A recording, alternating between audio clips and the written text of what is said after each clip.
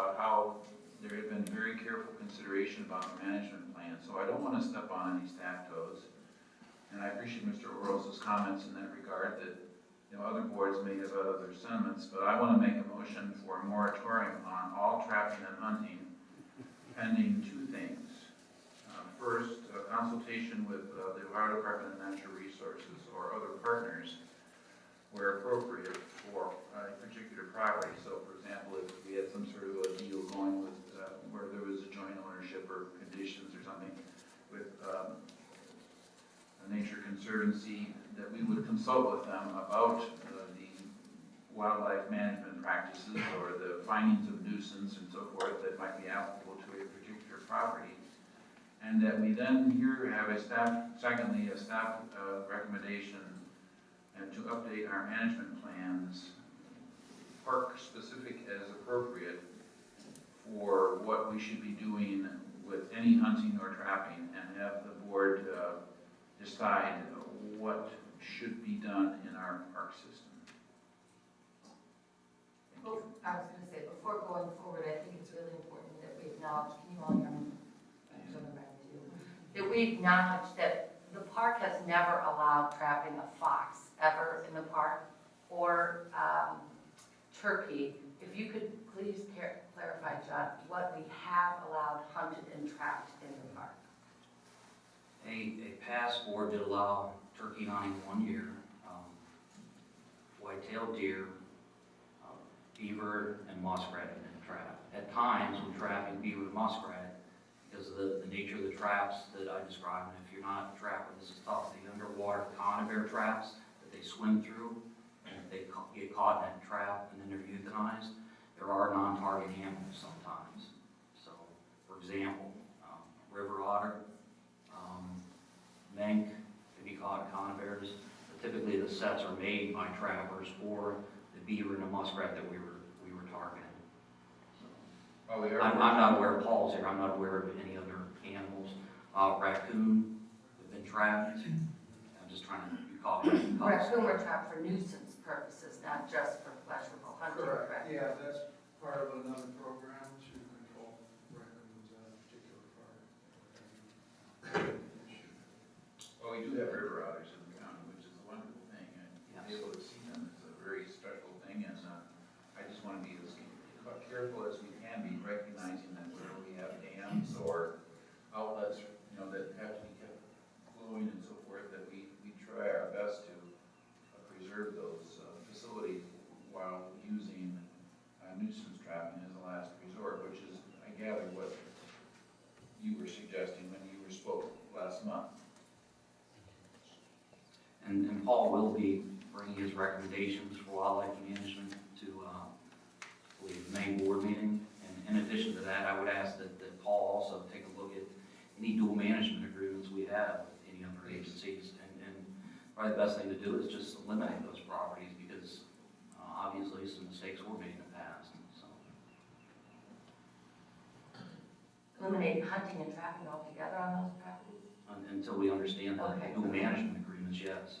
Well, that's what I meant by That's- moratorium. I Yeah, don't want we're to just- prohibit it for all time, I just want to Until we review suspend each and every one. any hunting or trapping at any park, at any time, by anyone, until we get a handle on what we need and how we want to accomplish our goals. And we are finished hunting and trapping for this year, correct? Well, it will start back up this fall. But, oh, okay, but I, It would start back up this fall. If Right. If after Pending we hear Paul's- from him and we Right. hear your recommendation also, that we think it's a good idea. Right. Pending Paul's. Bob, can you give me a rough idea right now of how many parks we hunt in? Parks or properties, so those properties also, it's in the ballpark of 18, 19, 20, it depends on the year. Okay, I thought it was 19. And then, we were talking the other day, and you gave me a per square mile goal for white-tailed deer.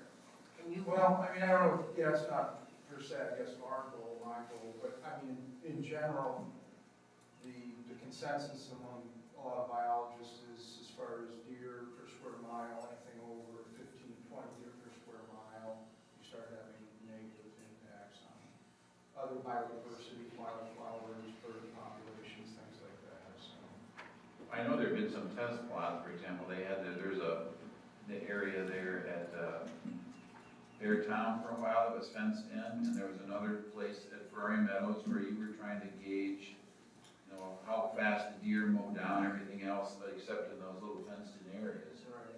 We do. Have you drawn any conclusions in that regard? I have a shorter report that I have, and that it's kind of outdated, several years old, but we do those every couple of years. We look at, these are deer exposures, so fenced-in areas, 30 by 30 feet. And I will say, they're somewhat of an okay indicator. They're not real conclusive as far as numbers of deer per square mile. I can't do something like that. But I can, some general ideas about browse intensity on tree recruitment and diversity of wildflowers, things like that. You can see, and it's very highly dependent on where they're placed within the park. So, and I've had having this conversation this morning a little bit with one of the biologists, but it's hard to compare between parks and things like that, because you have to be very careful where you put them. They have to be very in the same kind of habitat. Yes. So they're somewhat tricky to compare. Definitive kind of real conclusions drawn from those. Okay. Is there anything else? Oh, I'm hoping that I can get a second to my motion for a moratorium. Mr. Garz? Mrs. Shumway? Yes. Mr. Warner? Yes, Is there anything else? that's all for me. Anything else? Do you have anything? No, go ahead. Just want to remind you that we have a special board meeting scheduled for next Wednesday, 22nd. The purpose of that board meeting is to hear from Western Reserve Land Conservancy about their organization. Presentation by, I'm assuming, will be Keith McClintock. So he will be here. That is next Wednesday, 22nd, here at 9 a.m.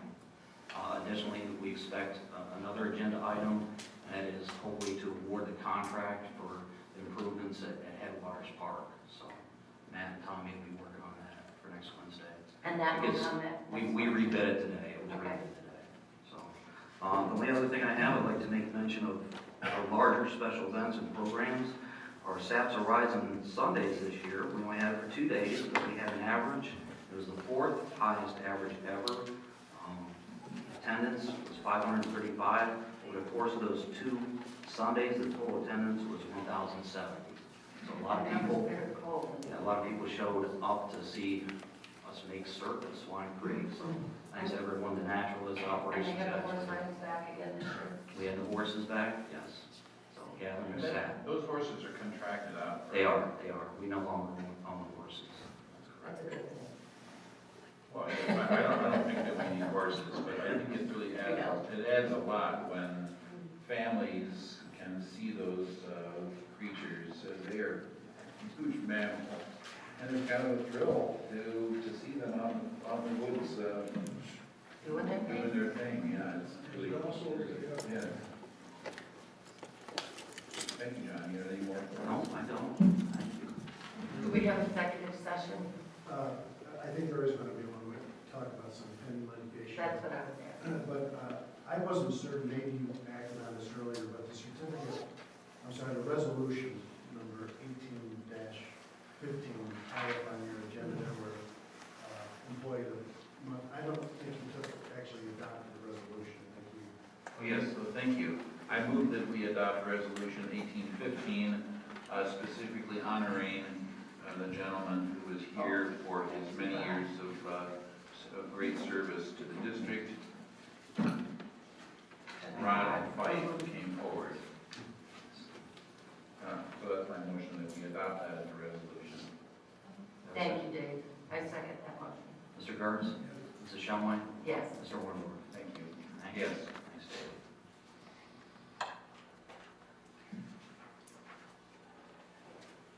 Okay. So now we have a little bit of time open to the public for the people that want to come ahead and address park issues. We're going to ask again that you try to keep it to 3 minutes, just so that multiple people can speak. Does anyone have anything they need to discuss today? And I I didn't know what bids are here. Oh, John. Hi, Ed Buckles, Troy Township. I would first like to compliment the board on one of the most productive meetings I think we've seen in some months. Mr. Orndorff's activities in the various locations, Ms. Shumway's clarification of procedures and making monies available for parkland purchases. I know we missed an opportunity this past week, and I think that's a good correction that you've made there. Mr. Kurtz for his insights into insurance, workers' comp, and property and liability. I think those are all good things. I would note that the Swine Creek baseball field, you weren't here for the original discussion, ate up the monarch butterfly breeding area. That was a concern of ours. And at Throwing Meadows, if you've been there, I don't think you've ever seen the parking lot full. I was there that beautiful Sunday, day before yesterday, and you're talking about doubling it, and there weren't that many people there. I can prove I was there. I was somewhere on the top of my head. The survey, how's the survey going? How have we done for respondents? Triad has all the results, and they said they would have their final report to us by the beginning of May, so. You don't know how many respondents we got? Overall, what they shared with me was there was about 1,400 online, and these are not exact, but 1,400 online respondents that they're utilizing, and about 172 papers. Almost as good as we did with our petition on a long weekend last year. At any event, is there going to be a discount for Mr. Yeager's 18 takings of the survey? He showed all the holes in the survey process, and I just wondered how you're going to adjust for what appears to be some faults, including Mr. Orroff's encouraging at least one hunting organization to participate as much as they possibly could. Triad's responsible for doing the final report, so until we have a copy of the report, I don't know how they're addressing some of the concerns. Okay, the raw data is public record, so if we wanted to get that, we could get that. They have all the paper surveys, and they have all the raw data from online surveys. So it's, We have no paper surveys here. but it is a government contract, and therefore the data should be available under. That would be a question for us. David. That's likely the conclusion. I like the conclusion. All right, we'll ask and you can draw a conclusion. All right, I think I that's. have no objection to sharing the information, it's just we can't. share We just don't have it right don't have here, it. it's physically. It's still being filed, but I understand it. All right, we'll keep track of it. All right, that's my comments. Thank you. Mr. Buckles, in that regard, before you go, do you want to make a request so that as soon as it lands on our shores, that it would then be shared with you? Would you be content with that I approach? would be There is content with one, that. there is one in there. There is one already filed? Okay, we already have one filed. All right. Okay, thank you. So just for clarification, they need all that information once we have it back from. Yeah, if I understand Mr. Buckles correctly, there's a request that's already been made. Are we aware? We just literally got it this afternoon. Okay, so This morning, as soon today. as we would get whatever we get, then we would share that with whoever made the request. And Dave, you want to weigh in on that in any way? Yeah, Yes. please. Just make sure that we share what we have. The lady in the blue shirt? I just quickly want to say, do I have to? Yeah. Sorry. That's okay. Policies and I want procedures. everybody to stare at you. I'm Kim Kingzat. I live in Clarendon, and on Saturday night, just for the moment, I decided to go to Observatory Park, and they did an amazing job. The staff, the kids, at 9:30 at night, when I got there, there was still probably 25 cars in the parking lot, and there was people working were still enthusiastic and showing everybody everything. So it's just a compliment. Thank you. Thank you very much. Ma'am? Can you get your name? Kim Kingzat. Thank you. There's a lady, or there's someone in the back of the room. Yes, would you please come up? Please come up. It's Kathy. Oh, I'm sorry, I didn't see. I saw your hand, but I didn't see your face. Excuse me. Welcome, Pat. I agree with Ed that this was a refreshing meeting today. That's great. I love the moratorium on the hunting and trapping until you look into it more. I just want to tell you a little story about a few years ago when I was at one of the park programs and was walking along and there were several bird nests on the ground. I thought, what the heck? And so I picked one up, and my daughter's a teacher, and I thought I'll give it to her and she can teach the kids at school what it's all about and what it's made of. So then I went up to the naturalist and I said, you know, can you tell me what kind of bird nest this is so I can teach more? And she told me, and then she said, you know, you can't take anything out of the park. So I said, oh, so I took the abandoned bird nest and I put it right back where I had found it. And my point is that you can't take things out of the park. It belongs to all of us, and you just can't hunt and trap and kill an animal and take it out of the park. Now, something that a couple people haven't quite understood from the articles that my husband and I have put in the paper is that we are against hunting and trapping unless the park naturalist, whom we very much respect and appreciate, we trust their judgment. So if the park naturalists say that an animal should be deemed, have to be killed, then that is fine. But if it is not deemed by the park naturalist, then it is not only cruel, but it is illegal. Just a note really quickly, Pat. Yeah.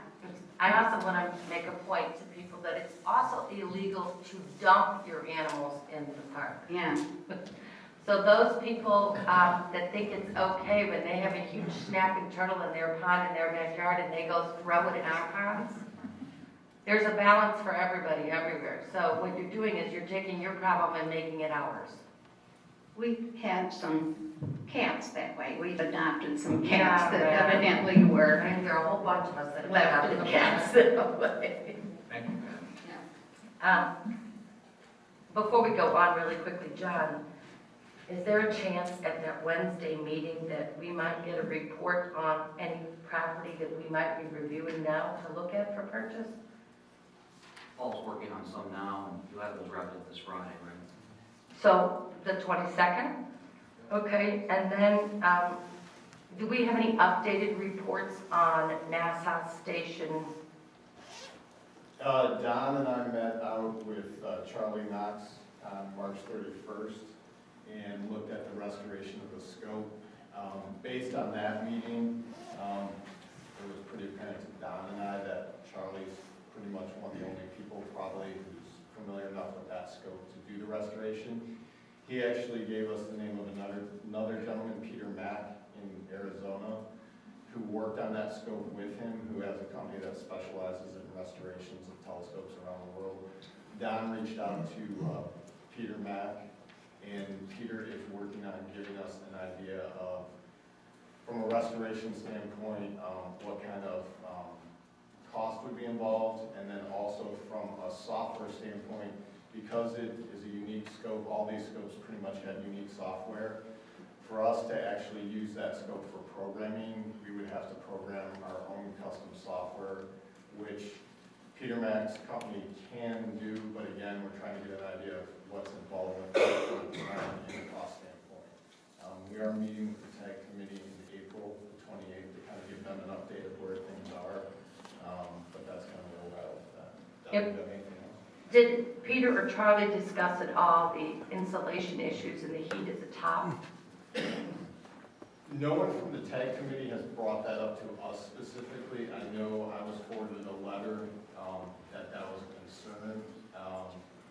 We can talk at the meeting on the 20th about that with the. Can we just address it with them and see if they see it as a concern? Or is this Peter Mack is the one at Lowell Observatory? Who does all the referrals for them? He has a company, he's out in that area, I don't know if he's specifically Yeah. associated with the observatory. He has a private company that does Okay. restoration work on scopes. Okay. I was sharing with Mary Ruth that I got a staff memo from someone who talked about these very things that you're talking about here. And one of the things that was discussed was that perhaps Hiram was wanting to get rid of or move its own telescope, and they don't. I checked that out, and although they're interested in moving it, they're not interested in moving it off the Hiram campus. I'm not familiar with that. Yeah, they Yeah, don't there want was a to. mention in someone's memo, Oh. I'm not saying that it's yours, Okay. about that maybe Hiram wanted to de-accession or whatever the word would be, its telescope, but I made inquiries and they want to keep it. Thank you. It's not as good as ours. It's, yeah, it's much more limited, but it's still a fine instrument, and they're just interested in holding on to it and keeping it right there on campus for future student access. Okay, did anyone else have John Augustine? Sorry. I'll get you next. He's been standing back there. You can't see him behind your head.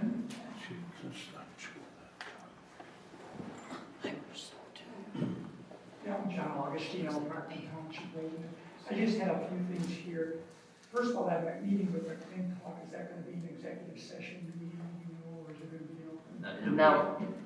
Sorry, his presentation will be in our, Yeah, will be okay. open to the public. Okay. Another thing, I had a Yeah, by comment. all means, come, because he's got some Sure, exciting property that he'd like us to consider. sounds good, sounds good. You talked about those video presentations, and it sounded like most of them, it sounded like the idea behind there was bring more people into the park. You know, just fishing, it sounded like it was consumption things that people want for themselves. We kind of have a people-centered society here where people tend to look for what's good for me, you know what I mean? I would just, I'm suggesting at least one of the videos maybe has something to do with pointing out the ecosystem services that parks provide, things that are good for our area and aren't necessarily something that people are consuming themselves. It's good just to have them. You know what I mean? The fact that parks, that forest areas clean the air, they provide an area for water to recharge the water table, providing habitat for a lot of species of animals. Many of the species of animals provide ecosystem services too. I'm sure your naturalist or your natural resource management could put together some ideas of a video presentation along those lines. Just, Well, certainly it might be appropriate to explain that there's a reason why we don't have trails and public access in all areas of every park. Because we do want to preserve a significant portion of each park for wild animals and ecosystems, as you suggest. But I don't think we're going to get that in a 15-second spot. I hate to No, tell you, we might have to go back and review, Might yeah. have to be through an actual. There's no way that's going to go in a 15-second spot. We'd be butchering it, John. It seems like the board would put up in the park for people to see. I think you know, There are a lot of ways we could address it. someone who's creative could do something along those lines. But another point I was going to bring up, you mentioned you have a temporary moratorium on trapping, and I think that's great until you get it well thought out. One consideration, though, over at Pine Brook, when that property was purchased, there was an agreement with the Landies where they would continue to have trapping rights on that property, hunting and trapping rights. So that maybe put some limitations on what you could do there. But in the agreement with the Ohio Wetlands Association, there there was a stipulation in the agreement with those that both the Landies, the park, and the Wetlands Association signed that says there can be no commercial use on that property. So that might be something to look at. What are the Landies doing there? Are they doing commercial trapping? I understand they have a store in Chardon that they sell all kinds of furs and things of that sort. And I've been told that they do go all over the country trapping animals, but Right. that's just hearsay. I don't know that. I was gonna say, I understand that Mr. Landy's business is trapping, but per the agreement that I too read over, just to double check when you all asked, there's a lot that our hands are tied in, and John, to be quite honest, I didn't make that agreement, I know. and I never would have. I would be dead and gone before anybody can get near that piece of property. Our hands are tied on a lot of that property for a lot of things. Phil, you're shaking your head. It's tied. I read it. There are other people that have read it. It's tied from the public, Right. not from staff.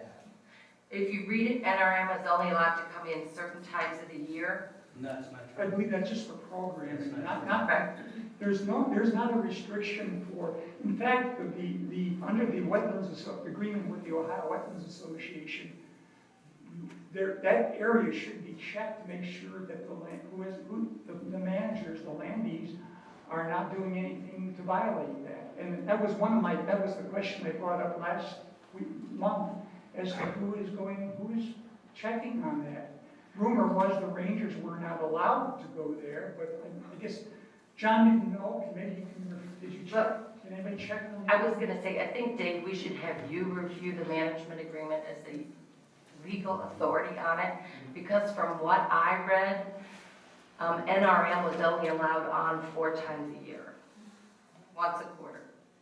I have a package of stuff from Pine Brook that's highlighted that's this thick, so be prepared. You'll get another vacation day on the park, thanks. I'm not sure that's limited to park programs. You know, It specifically but- said NRM.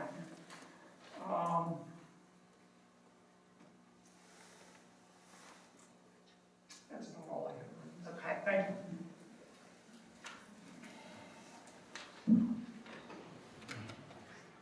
See, we're getting so good, we don't even need to have me call this. Hi, I'm Kathy Hanratty from Chardon Township, and I also wanted to compliment you on a very nice meeting. Thank you very much. It sounds like a lot, and it's nice to see so many staff here today, too. The one question I had, I'm sorry, I haven't been here for a couple of meetings, and I did have one question because I saw something about a land swap, and I wondered if that was coming up soon, if there was more information about that available. Which land swap are you referring to? It was, yeah. He has withdrawn that offer. Okay, thank you. I just wondered what happened to it. Can't do anything about it. All right.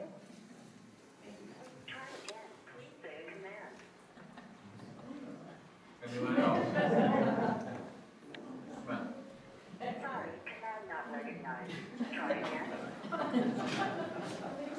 Whoever got the phone, we're gonna get the basket at the back of the room. Good afternoon, everybody. My name's Dave Partington. I'm from Munson Township. I too want to express my gratitude for a very civil meeting we had today.